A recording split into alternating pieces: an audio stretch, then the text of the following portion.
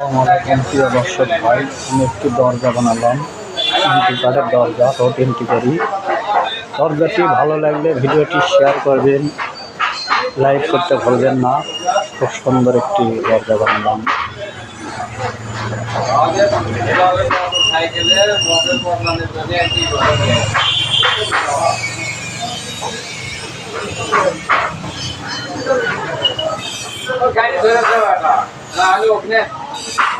দেখো একটা ব্যবস্থা করে দেব।